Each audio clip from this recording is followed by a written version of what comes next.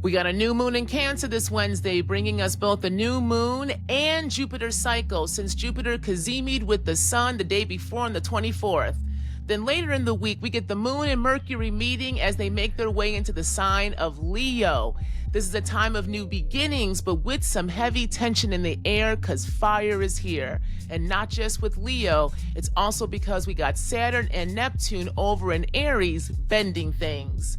This is the astrological forecast for the week of June 25th through July 1st, what I am calling the new moon in Cancer. Who's doing the bending? So let's get into it. So welcome back to Yappin with the Stars, the show where I talk about life and spirit with the help of the planets, stars, and zodiacs, and a little bit of common sense thrown in there as well. I am your host and guide, Dr. Nicole Rouse, artist, astrologer, and anthropologist, and overall dreamer. And here we do astrology and anthropology my way, grounded in the body, tied to spirit, and connected to the world we're living in. Now, every Wednesday, we check into the chaos that we call society and ask two questions. What's the cosmos showing us this week? And where are we being called to move, create, build, or burn? Now, before we get into it, I got an announcement to make, y'all, another one. So last week, I talked about two new astrological assessments that I'm offering through my Embodied Futures Lab, my Understanding Your Spiritual Gifts, and then my Parent-Child Reading. Now, as a kind of next step to that, I am starting to offer seminars, online seminars to the public. And the first one I'll be offering through my Embodied Futures Lab is called Understanding Your Spiritual Gifts with Astrology, all right? This is going to be online July 12th. So it's a 3-hour online seminar where I want to go over how one can access their spiritual gifts by working with the birth chart. So we're going to be focusing on the dark houses of the chart, which is houses 4, 8, and 12, along with the nodes and the planets that are in those houses, and putting that in conversation with larger principles that I will be talking about around the human, around spirit, and the connection between the human and spirit via the body, okay? So this is a seminar that works with astrology, but it is not a seminar that is only about astrology, all right? I want to make that really clear. I'm a praxis-based scholar, so we'll have some theory, some practice, and put it together in a conversation, which is praxis, that you can then take and work with as a way to tell your own story and also learn to embody it. That embodiment of your story then has you move differently. All right. This is part of my process that I call embodied strategic dreaming. So this is, again, through my Embodied Futures Lab, a seminar that is one way to learn how to embody your sense of self so that you can actually dream and strategize with your dreams. Okay. So this is, again, good for folks who are brand new to all of this, seekers, those who are just kind of dabbling and want to figure out what all this means, spirit, the body, human. And if you want to do it with astrology, you can learn a little bit here. And it's all the way up to folks who are more, quote unquote, advanced in their work, whether it be in astrology, be in your spiritual practice, be in your own journey. So this really is for folks who just want to engage a little bit differently with other folks and want to work with me. All right. So go ahead and sign up online at drnicolerouse.com. Spaces are limited. So I would say sign up sooner than later. But this was the first of a series of seminars I will be offering online. And I will also be doing some in-person offers as well in the Chicagoland area, again, through my Embodied Futures Lab. Now, this actually dovetails quite nicely into the forecast for this week because, again, we're still continuing this conversation. For me, if you are working or learning along with me or listening to me and how I engage with astrology, always remember that we're in a consistent story. This is not just one thing stops and another thing starts. We are being asked to really sit in the gray of the societies and the structures we have created because we are at this crossroad time for the next few years with the outer planets changing signs of what comes next. We have the power to create and co-create something differently, but in order for us to create something differently, we have to face what already is. And to me, this is what we're going to also be really getting loud this week with the astrology. Okay, so let's get into it. Now, the moon starts off in Cancer this week. Again, we go Wednesday to Wednesday. And on the 25th, which is this Wednesday, we also get a new moon in Cancer. Now, on the 24th, the Sun and Jupiter met and formed a cazimi in the sign of Cancer, marking a new Jupiter cycle for us all. Remember, anytime we get transiting planets meeting up with the Sun, it's called the cazimi. So it kind of implodes itself. It's a cleansing of such through fire, because all the elements cleanse, y'all. And we're going to get into the elements a little bit more in Astrology 101 later in the show, by focusing on fire. But all the elements have their own ability to cleanse, clarify, purify. And so with the Sun, it's going to burn some shit up, okay? And in that burning, you have a renewal. So Jupiter and the Sun met on the 24th, which is this kind of new Jupiter cycle. Then on the 25th, the Moon meets the Sun at 4 degrees. Jupiter is over at 3 degrees. So this is a new moon that is also getting energy and support from the planet of expansion and abundance. Now, we talked about a Jupiter, a week or two ago on the show, and there I was grappling with this idea of Jupiter not just being this good time planet that only is about abundance and is a great benefit, because how we define benefit versus detriment is also got to be culturally contextualized. And in these kind of modern colonial projects that are heavily through a patriarchal lens, this idea of abundance and good time has to be reevaluated when it's always put in conversation with Saturn being this taskmaster and, doom and gloom type of malefic understanding of it. If we understand Jupiter and Saturn as the parents, Jupiter being the more masculine, Saturn being the more feminine, so the great chrome and the great father, then what are the parents of the skies trying to reveal and show to us? Because we are in a time in which we need to grow up as a society. And that is something that we've been feeling when Saturn was in Pisces, meeting Jupiter there in the deep waters of that kind of water cleanse. Remember when Saturn and Neptune got cleansed with that North Node, and Venus did as well in Pisces, coming out, drying out into Aries. We are now in this time of fire in which, if we have gone through the deep waters to kind of have to wade through the nebulousness of life, now that we are drying out, what is it that we truly want to create, right? Now, this is important because this is really about whose sight you are using in that creation, whose head is leading your body, so that in these so-called manifestations and new beginnings, we're not just reproducing the same old shit, y'all. And I say that because a lot of astrologers are saying these 2 days, June 24th and 25th, are some of the best astrology, especially for planting new seeds and manifesting. That's not necessarily wrong, but there has to be in context, right? And I want to give a big caveat to that because of the conversation this moon is also having. It's in a square still to Saturn and Neptune in Aries, and then it's in a sextile to Mars in Virgo. At the same time, you got Uranus, the planet of change and chaos, revolution and rebellion, is at 29 degrees in Taurus. It is ending its time in Taurus. It'll dip back in later on, but it's at a critical degree, right? It is sextiling Mercury at 28 degrees, and that is in a trine to Pluto that is retrograde in Aquarius. So what does all this mean? Saturn is said to be in fallen Aries, okay? And Neptune, being the higher octave of Venus, is also said to not necessarily love being in the sign that is ruled by fire, okay?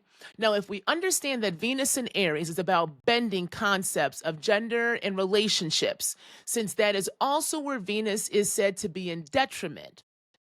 And we just went through this long Venus transit. Remember this, y'all? Venus and Mars. We had those long transits, and when they were popping back and forth between their signs of detriment or fall, and exaltation or domicile, right? They both were playing us to get us into our feelings and get us into what we understand justice, love, creativity, and war, and what we're fighting for and the like is, right?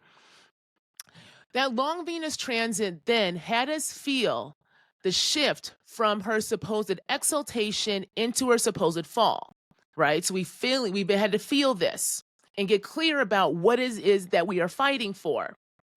Well, then Saturn, being the great crone, is asking us to not only own our own heads as she is in Aries, but she is also saying that we need to bend our understandings of authority, time, reality, and our responsibility in creating the worlds we say we want.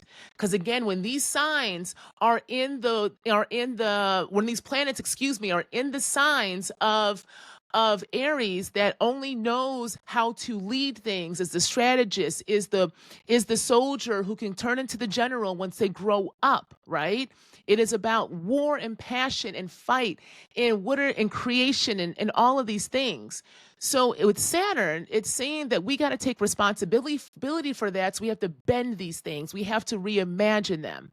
All right. Because if not, then otherwise authority will bend us to its will. When we are looking at these transits, remember everything's duality in astrology. So you can look at something and you can see it in a couple of different ways, a few different ways, really.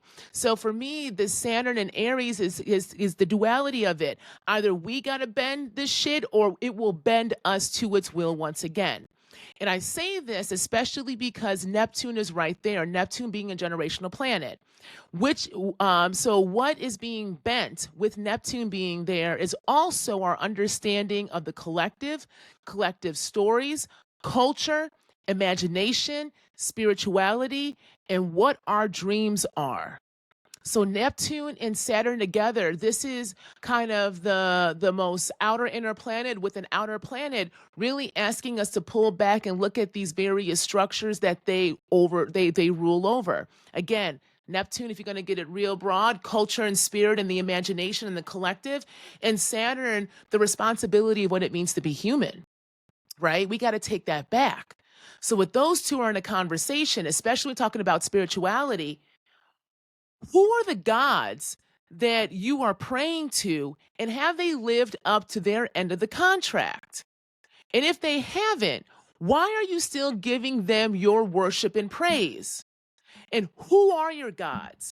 Who do you give and bend your authority to? Because a God ain't got to be a God daddy in the sky. It could, again, be that president. It could be that ideology. It could be that spiritual leader, the person that you are looking to. For some of y'all, it can be that kind of imaginary black woman that a lot of quote unquote good liberals or good allies want to pull out of their hat anytime they don't want to take responsibility for a choice. You just say, trust black women, but who the hell are these black women? So, right? So again, whatever kind of archetype, whatever kind of primordial, whatever kind of entity, concept that you are giving your authority up to, has it lived up to the end of the contract? And if they haven't, why are you still doing it? So then what does this have to do with the new moon? So what does this have to do with the new moon, y'all? Well, in this square, along with Jupiter being in this conversation, right? Because Jupiter is the planet of spirituality, it's the spiritual teacher, it is the philosopher, it is the guru, it is knowledge, right? It is the griot, essentially. I want you to think about Jupiter as kind of this griot figure, right? In this square to Jupiter in Cancer, we are being asked to bend our understandings of nurturing and care and what our dreams really are. Because if we are planting new seeds, are they your dreams? Are they our dreams? Or are they dreams of another? And in particular, are they the dreams of your oppressor? Are they the dreams of the authoritarian state that you are put upon, that you are a part of? Especially since this is the authority that we are used to bending to. So what we are being asked to do is look at everything funny. Saturn and Neptune squaring this new moon in Cancer is saying, you don't just look at us funny. We ain't bending shit over here. You got to bend your concept of this idea of the benefit, of this idea of abundance and this great good time, right? You have to even question Jupiter. Because why does he get to be seen as the good time dad and Saturn the taskmaster, right? If Saturn is the crone and we see Jupiter as the patriarch, then we need to reassess how exalted he really is in Cancer when we don't see Cancer through the lens of the patriarch. Meaning, what does nurturing and care, mothering and motherhood, lineage, this idea of transmutation mean and look like when we bend our concepts of it to another site? Being washed in the sun, being washed in fire, this is a rebirth for Jupiter as well. So we might as well let our dreams take on new directions and meaning, as Jupiter is also being asked to reassess how it engages with Cancerian themes. All right. So play with that, y'all. It is a good time to quote unquote manifest. But what the fuck are we manifesting when also the world is on fire and we got states trying to take us into a goddamn World War III? Right? And this world war, the war of the worlds, is going to look differently than what we have in the past. So, can we learn from the past? Cancer being lineages, Cancer being who begot who. In Jupiter, who begot these concepts? Who begot these stories? Who begot these understandings that this is what family is? This is what care is. This is what the concept of community is. And if none of this is actually working to give us those things, then it is time for us, according to Saturn and Neptune, is to bend that shit. Bounce and break that back. Bounce and break some shit, right? Because if not, then it will continuously break us. And I think this is the time we are in, hence why we need to reevaluate the stories we are told and the concepts that we give our authority to and the gods that we pray to. This is what I meant last week when I say it's time to bring the old gods back in new ways, because the gods that we are beholden to and that we are being shown are the only way forward, which is this whole AI tech thing, right? We got to really question it because we've already been here before. We've already been here before. So what does it look like to learn from the past? Jupiter and Cancer, this is still going to be, how do we learn from our lineages so that we can break the hold this authoritarian state has on us, since it told us to give up our lineages to it, right? Saturn and Neptune, Aries, bend and break it. Who is bending what right now? Because if the state, if the God, if the church, if the institution is what is bending you, and that is not given what it said it was going to give, then Saturn is saying, then baby, there's another way to think about this. You better own your own head and bend that shit another way. And in that bending, in that reconstituting, right? Who and what then needs to be sitting at the table to constitute what family really is, because that is how you, and that is where you start to create and plant new seeds for so-called manifestation. Don't plant new seeds of the same old story, y'all, that is getting you the same old storied lines. Plant new seeds for new stories, and this should make you feel a little uncomfortable, a little scared, a little uncertain, because it is an unknown. But it is an unknown you don't know, based upon a known that you do know, that is keeping you in cycles that is killing us all. So this is, to me, is the new moon in Cancer, right? It's time to reevaluate what is so that we can really bring down what could be sacred and mundane. And so at the same time this is going on, we have got the nodes, the transiting nodes that are in Virgo and Pisces still at 22 degrees. Now, I am not necessarily really a degree person, but 22 degrees is said to be this kind of killed or killed degree. And I do want to highlight this because it's happening. It's going to be at this degree at the same time in this new moon. And because of personal experiences I've had, I got a number of planets at 22 degrees as well. And so I have felt like most of my life has been a bit of a battle, a bit of a war, but I'm learning how to re-engage that war as I get older. Everything doesn't have to be this big fight. Sometimes defending yourself can look very differently, right? But right now, because the nodes are at 22 degrees in Virgo and Pisces, there is a way we are at this kind of critical nature of facing the limitations of what I say is Western knowledge production and how it has shaped the understanding and foundations of self, the body, and knowing, especially when it comes to our relationship to spirit and the collective. Right? So at 22 degrees, there is a way that we are being asked to kind of face the self as we are in this kind of energy of needing to bend our understanding of relationships, of lineage, of care, of justice, of what we're fighting for at a time in which we are being kind of forced into war. At 22 degrees, then, a Virgo South Node, we are being asked to really reevaluate what we have digested and what needs to be released from our sense of self and knowing, because there's limitations to how we've been taught to understand the self. Virgo again is being is a it's a sign that's always given these kind of characteristics of anxiety and perfection and nagging and all this stuff.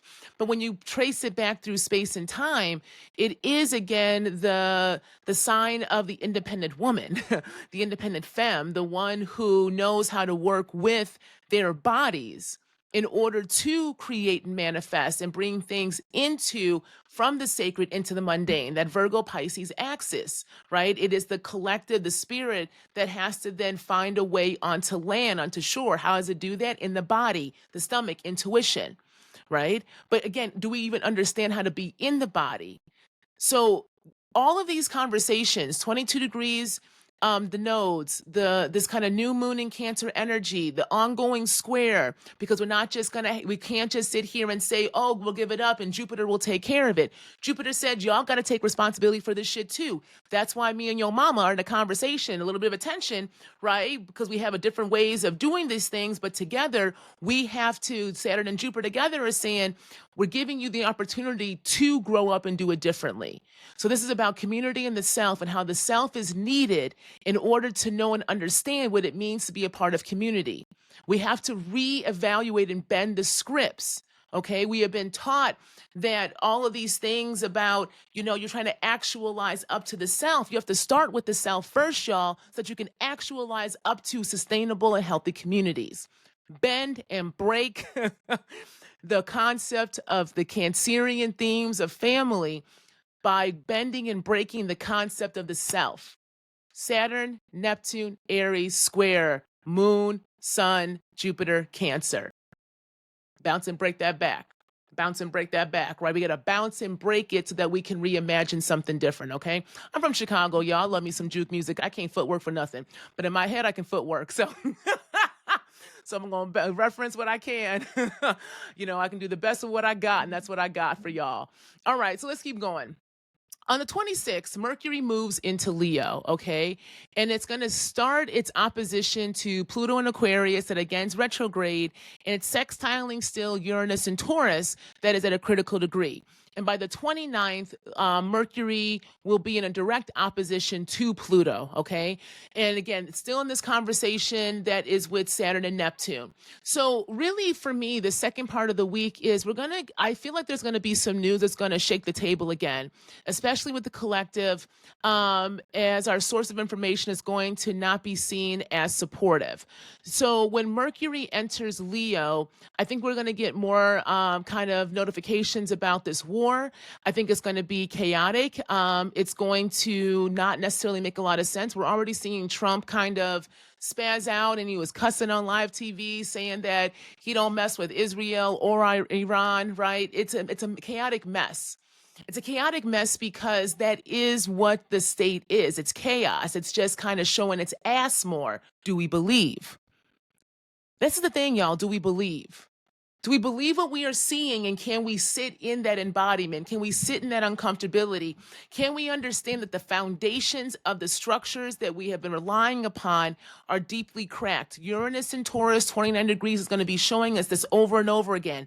Anything you think is solid, Uranus is going to say, is it really that solid? Is it really that solid?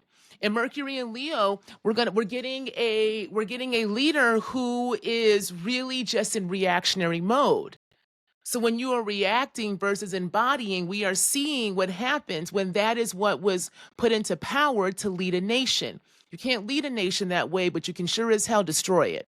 So where is the creation? New moon in Cancer is asking us, do we know how to create again? And if we do know how to create, is that creation something through actual love and care? Or is it just in response to what already is, which is more chaos? So then we're just birthing more destruction. All right. Now, on the 30th, we see the moon and Mars conjunct in Virgo, and this is going to be in a sextile to the sun in Cancer. So this to me is an activation of intuition, and a motivation to do something differently is starting to set in. And I really do think, based upon these continued kind of communications that we're going to get, that are just going to constantly not only not make any sense, but it's going to be really evident that this is not for anyone's best good. Anyone's best good, but those few in power. All right. So then, do you believe your body? Right? Do you believe the stomach? because on July 1st, the moon in the south node is now going to be in conjunction in Virgo. So we got the moon in Mars, and then the moon's going to hit the south node in Virgo. So what needs to be released? How is your stomach? And do you know what healing is needed? All right. Do you know what healing is needed? What modalities of care are needed right now? What needs to be let go, especially when it comes to care and nourishing and nourishment that actually just gives us more misery? I'm going to say this with a lot of love. Folks who like to martyr themselves, you are going to feel this, and there is going to be a kind of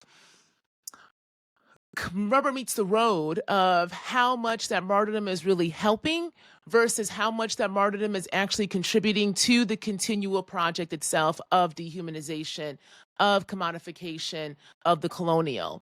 See, a lot of us have been taught really messed up ways of healing, messed up ways of being of service to others. A lot of us are groomed based upon the identities that we are born into, to see love and care as nothing more than servitude, of giving up and putting our own needs to the side, denying your body in order to please and placate and take care of others.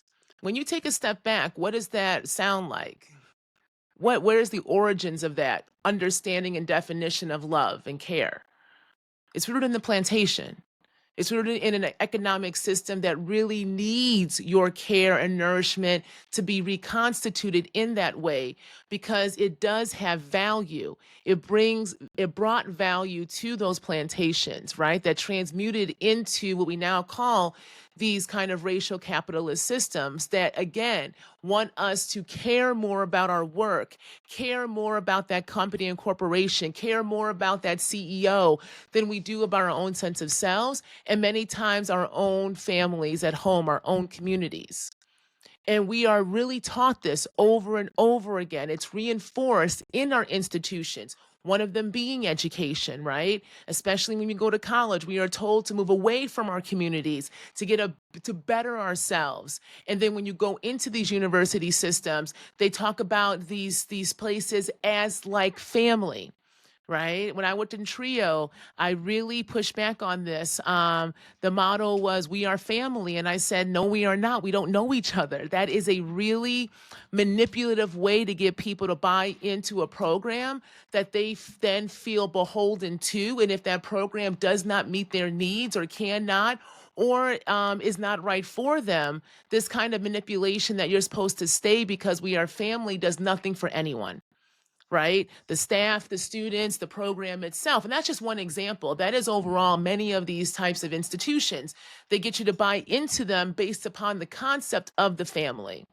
Okay. And that is why it's being so highlighted to me right now is we have to bend and break that relationship, because it'll bend and break our relationship to capital, to labor, and then to the state.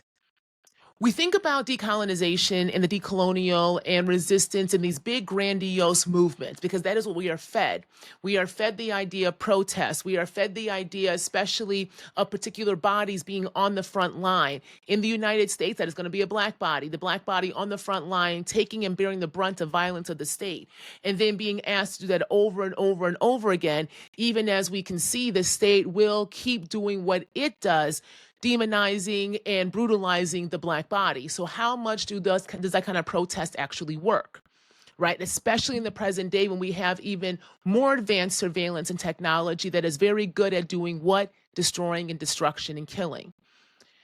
So then how do we take that back? How do we push back against the violent state that is very good at what it does? Just because the colonial project can be seen as mediocre, can be seen as detrimental, can be seen in all these ways, can be seen as not working, doesn't mean it did not do its job well.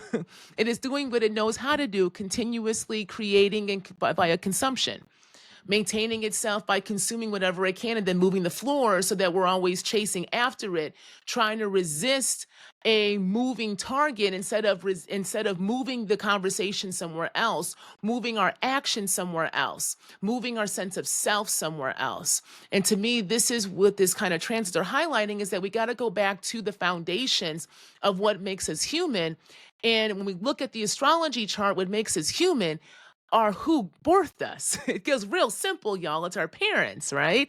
And then who birthed them, and we go back in time. This is the genealogy. This is the lineages. Do we know where we come from?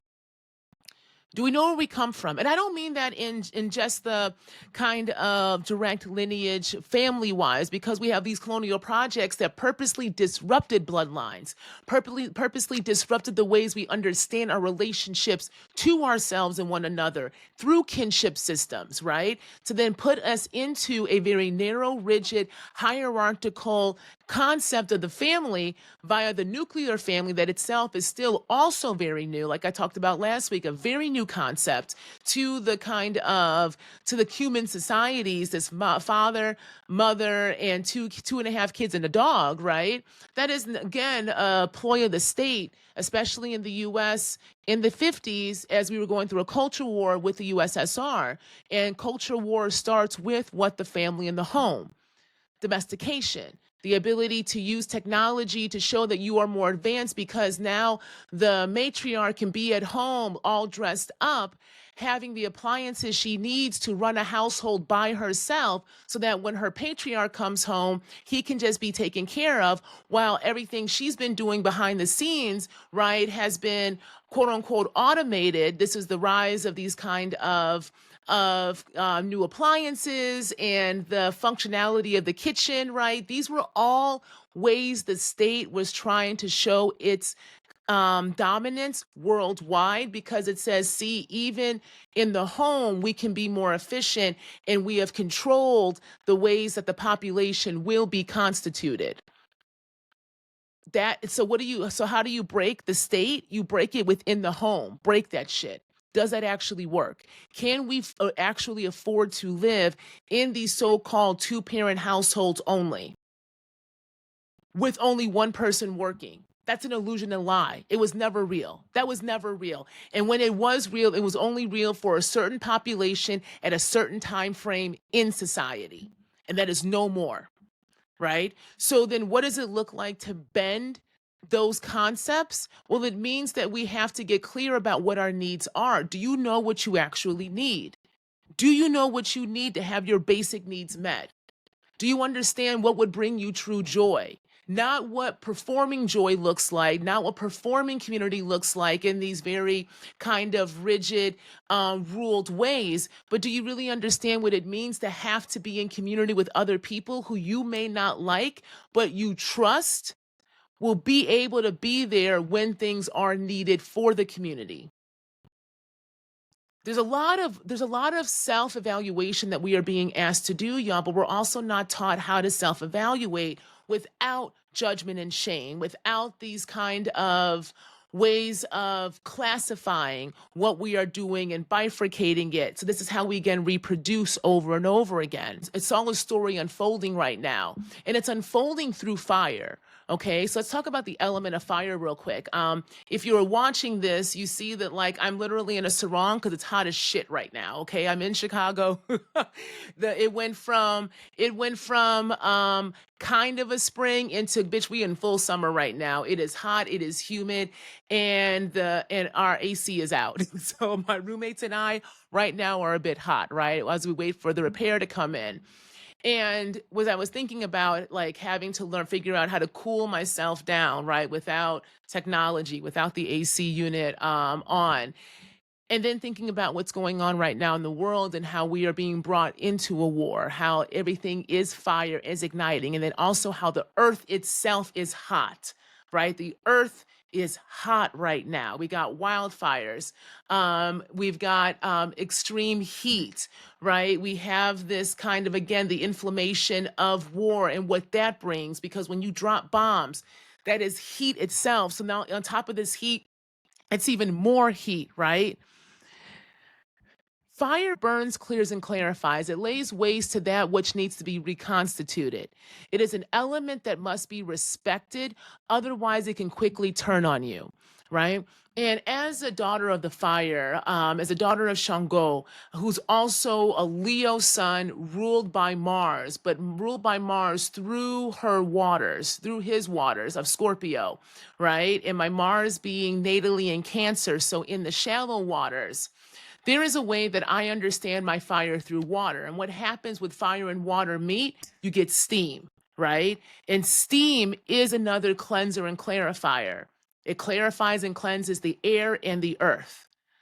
So right now we are in this like kind of elemental energy of steam, and it's literally being shown to us with this new moon in Cancer, because we got Jupiter, the new moon in Cancer, again doing what in a conversation with Saturn and Neptune in Aries, fire and water, steam. What needs to be clarified? What needs to be cleansed? What needs to be expunged from the skin? Mars in Virgo, right? There's a releasing happening, South Node in Virgo. So I really do recommend, if you want to do a ritual, y'all, if you want to work with this energy, get yourself into a steamer if you can. It's hot as shit right now, so maybe all you got to do is turn your hot water on in your shower and let it warm up a little bit and just sit in there and sweat. Right. But there is a way that in that steam, in the kind of fog and haze, what do you see? What do you see? Then what do you feel? Then what do you think? See, feel, think. Separate them so that you can actually study yourself, understand yourself. Therefore, being able to come into the self and ask the questions that need to be asked so that clarity can be had. And then you can really start to manifest and dream the dreams that are for you and not of the colonial. That is how we break this. We break it at the local level. We break it in the home. We break it in you. We break it in us. So coming into the self as a way to really understand, what do we need in the home? What is home? And the home, again, is the body first. So what does your body need? And then if you understand what your body needs, who and what is needed to ensure that that body's needs are met. Again, this is not you just talking about and focusing on you only. You has to be in relationship with others. This is what astrology shows us. The first house is the only house that is really only about you. After that, you involving in something or someone else in relation to you as a way to understand the you, so you understand who to be with. You see what I'm saying? So this kind of focus about family this week is really loud. And we got to move away from traditional concepts of the family as the nuclear ones. And if planets play different parental roles, then what does that look like modeled on Earth, right? If we can think of the sun and moon again as our sense of self and our emotional body, but also the mother and father of who birthed us, and then we pull back out to the most outer inner planets of Jupiter and Saturn as the kind of planets that can give us the most perspective in this kind of parental way. And they're saying, yes, y'all, it's time to change and grow up, because even we have to do it. Even we have to go through and get cleansed and go through ups and downs in order to really ensure that there is sustainability. And those planets have been here a hell of a lot longer than we have. So maybe we should learn and listen to those who have seen and know and done more, right? Then what would it look like for us to really reconstitute the foundational institution that helped groom us into accepting this shit, right? What happens if we are able just to be as part of our development? So this is also brings up for me the dead and how we understand and honor them, and death itself. Now, why is that? Because this impacts the concept of family and the family unit while on Earth. Who is being looked to as the head and why? What practices have been passed down, and do they represent your bloodline or the ways that your bloodline has been conditioned to give its fealty up to something else? The state, the church, the concept, whatever it is, right? Do we know how to honor those who came before us outside of deification or demonization? This past Saturday, I was in a conversation with my good friend, Dr. Moya Bailey. And we were up in the north side of Chicago at the Women and Children First bookstore having a conversation about Octavia Butler. Because Octavia Butler's birthday is June 22nd. She is a Cancer rising with 0-degree Cancer sun, also a Cancer Mercury. And her chart made a lot of sense for the writing that she did, the legacy that she left, but also her misunderstanding while she was here on Earth. Because Octavia, you could tell from her chart, was somebody who was really grappling with this idea of what it means to be human. And Moya, who's been in her archive, only the second person to ever go into Octavia's archive, when she was talking about what she found in that archive, Octavia was grappling in her journals about what it means to be human. She would say things like, oh, these silly humans, as Moya was telling us. And she would talk about God through this concept that she called Shar. Now, Moya could talk more about that than I can, but I'm just relaying what Moya was telling us that night. And, I was speaking with her about how this is why it's so important to humanize those who are the prophets, who are the oracles, because prophets and oracles are folks who understand pattern recognition, and they believe that pattern recognition, and there's different ways that they can show it to us. And so storytelling is one of the best ways for us to kind of understand patterns through time and space, but contextualizing it in a way that is understandable and can be understood also through time and space. This is why storytelling is so important, and it's why how we pass down history. But we didn't listen to Octavia when she was alive. Why? Because of the body she occupied. She was a taller Black woman who was masculinized, right? Never really allowed her own fluidity. So she went to the dreamscape to play with concepts, to play with ideas, even if they were uncomfortable. She was introducing us to a way forward through what was an inevitability of fire burning.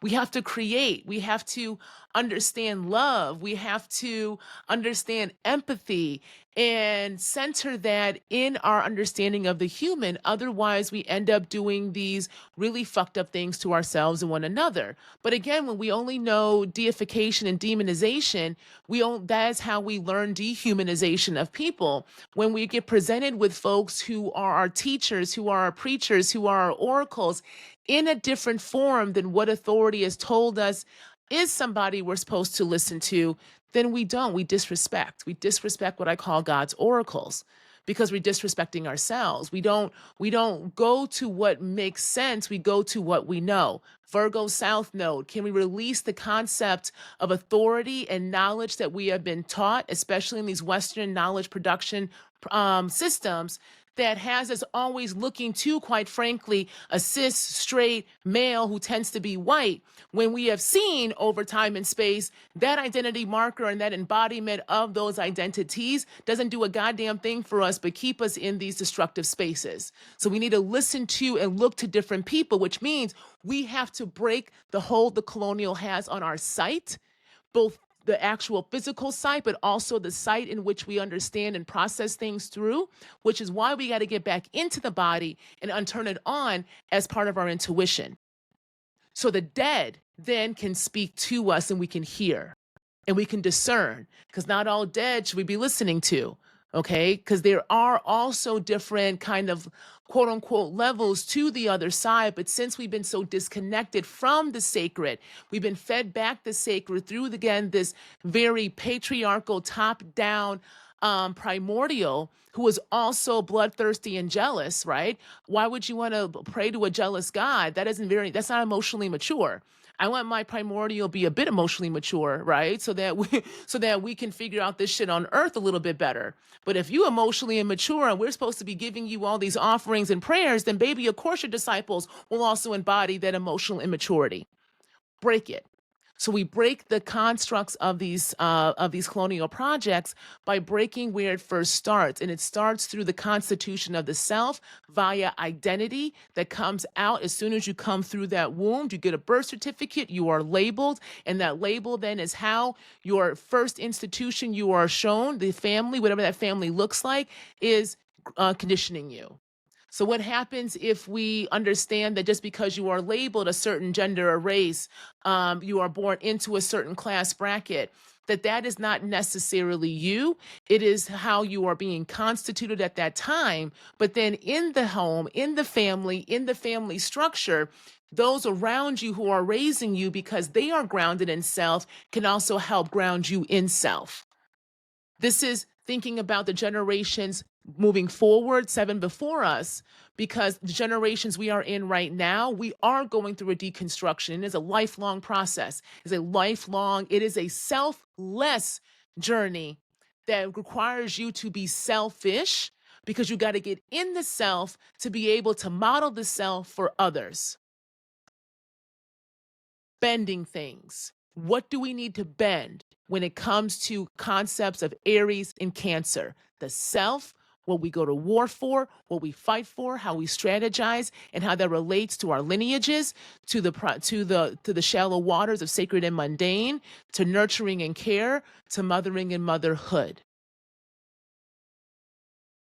Feminine energy, mothering energy, creative energy is not this kind of passive love and light. It is an energy that understands brutality because it also understands beauty. It is an energy that understands creation because it truly understands destruction. And you do not destroy something unless it is only way forward for creation and life to happen. So we have to get clear about what needs to be destroyed so that we can create. We have to get clear, right, about what is truly sacred to us so we can figure out what does mundane look like so we can honor that sacred. So the dead are here as well. This is Pluto in Aquarius retrograde, but it's also the energy of death. And we do not know how to fully honor death because we live in violent structures that also has co-opted death and made itself the arbiter of life and death, made itself God, which is against natural principles and law of duality itself. So when you move against nature itself while also claiming authority over nature, then this is also the war we're in. Man versus nature, man versus the gods, right? But man is not the human, not this construct of man. This is Sylvia Wynter's work to me that a lot of people, especially the Afro-pessimists, like to warp. But that is a vital construct around this idea of the reconstitution of man, of human into man. What does it look like to reconstitute it back? And to me, this is bringing back this idea of the old gods, the ways in which we talked about them and understood the old gods, because that is our understanding of nature, right? This is the storytelling and stories and how and where we get these stories from and how we are telling them and who we are listening to in the retelling of these stories matters so much right now. We got to get out of white fantasy and into human magic. The two are not the same, right? Fantasy tells us that what we are doing now works.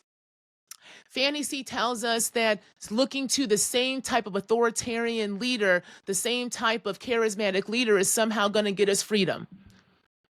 That's a fantasy. I'm tired of the fantasy. We need to sit in magical realism. We need to sit in the body and turn that body on and bring that magic out. And that is where we're going to sit here and see different ways of being, different creative locations of knowing, and we can reconstitute then our relationship to nature, which will then reconstitute our relationship to ourselves and one another.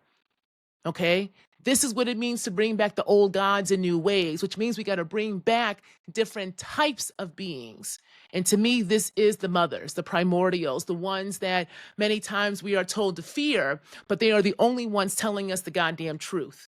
And I'd rather work with energies that bring truth, no matter how hard it is, versus continuously giving up my praise, my worship, my offerings to entities that are constantly lying while also consuming and telling us that it's going to be okay.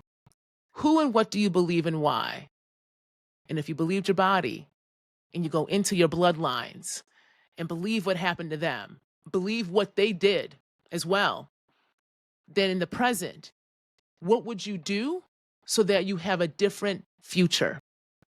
All right, y'all, let me stop there. That was a lot to chew on, okay, this week. And I'm also hot as shit.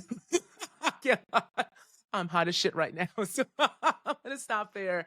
Next week, we're going to talk about Uranus, okay? Uranus will be, again, this critical degree in Taurus because it's going to make its way on the 7th into the sign of Gemini. So that's the last outer planet to change signs. The crossroads is here. We're in fire and air. How do we work with those modalities? So I'll talk about that next week as well, okay? And also, don't forget to, if you're interested in kind of working more with me and thinking about the relationship between sacred and mundane via the concept of spiritual gifts by turning the body on, then check out my seminar on July 12th, Understanding Your Spiritual Gifts with Astrology.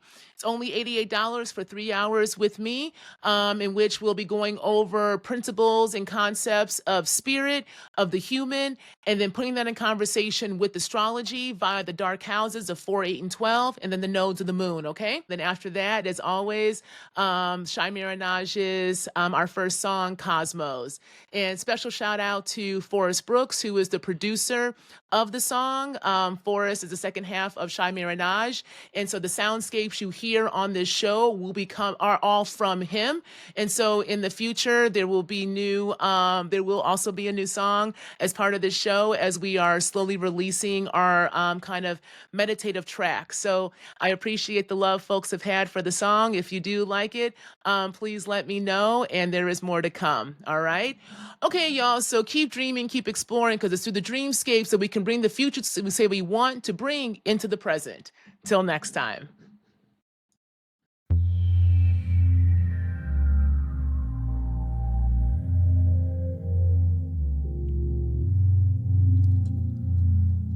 I don't want to be right. I just want to be free. Like Michelle sang. The cosmos, where we come from. The light that lit the way for our ancestors in the dark of night, when they had to leave the spaces that tried to steal their breath and life.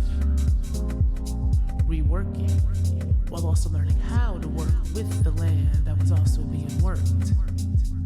A land and people under duress. The trees did not ask if they wanted to participate in such brutal practices. Yet here they were. Here we are. All beholden to a power structure that only knows how to take and never to give, while telling us this is the right way to live. So I don't want to be right. I just want to be free. As Michelle sang, the cosmos.